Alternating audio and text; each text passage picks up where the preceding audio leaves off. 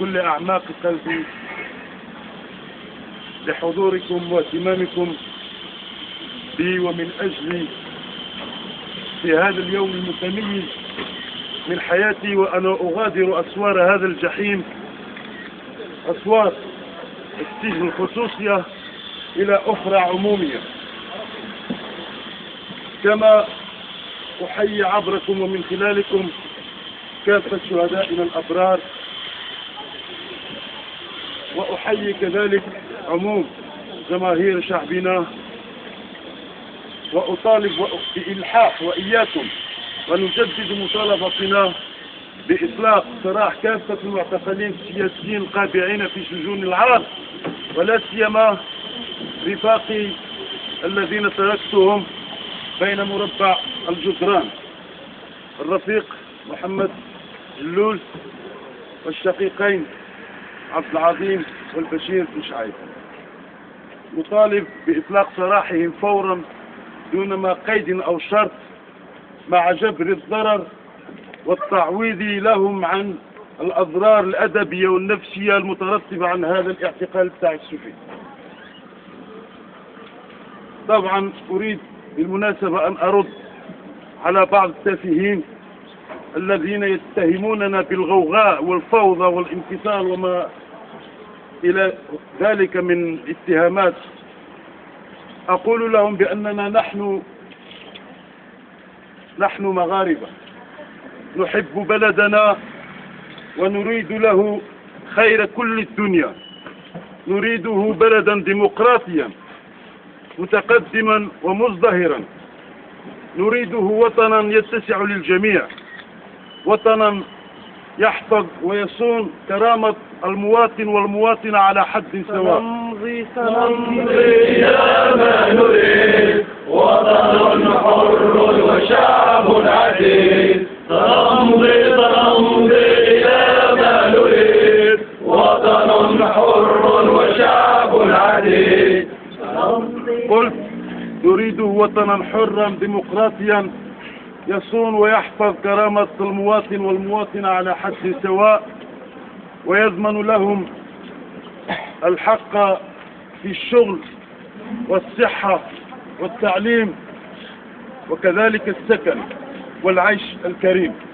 لهذه الأسباب رفاقي رفيقاتي نزلنا 4 سنوات قبل الآن إلى الشارع من أجل الاحتجاج على الأوضاع السائدة،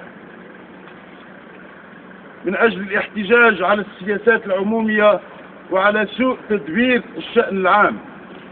فليس العيب أن نحتج، بل على غرار نظرية الكوجي بوليتيكار، حيث يقول أنا أفكر إذن أنا موجود، فأنا أقول أنا أناضل إذن أنا موجود.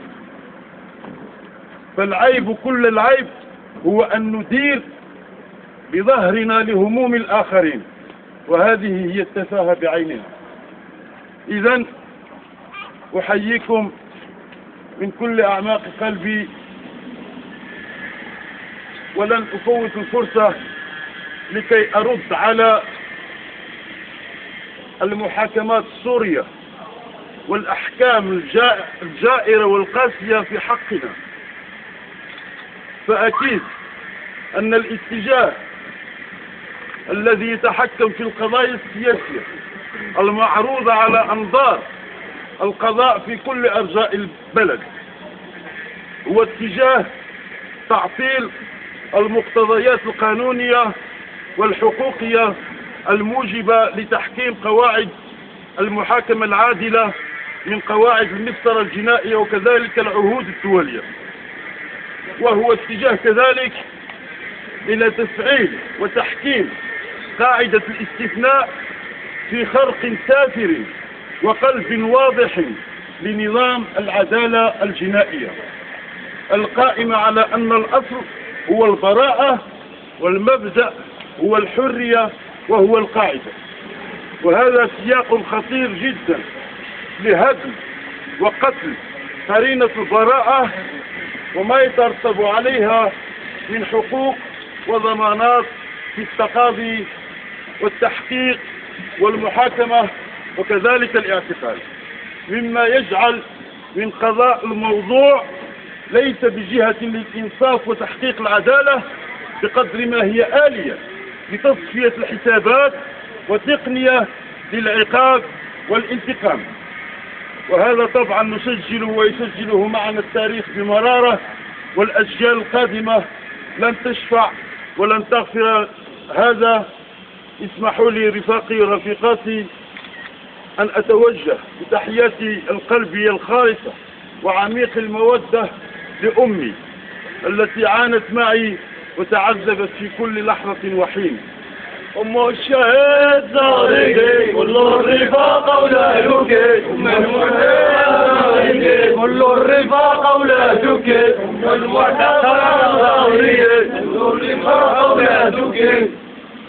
وأحيي كذلك كل الأمهات كما أحيي كل أو عموم جماهير شعبنا داخل الوطن وخارج الوطن، وأخص بالذكر خارج الوطن أفراد العائلة الذين آثروني ودعموني بكل من إسبانيا بالعاصمة الإسبانية مدريد، وديجون في فرنسا، وأنتورب وإيسن في بلجيكا، وروزندال بهولندا.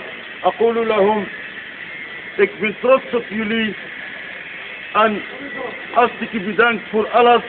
Ik hou zo van jullie. تحياتي مجددا وإلى الملتقى وشكرا.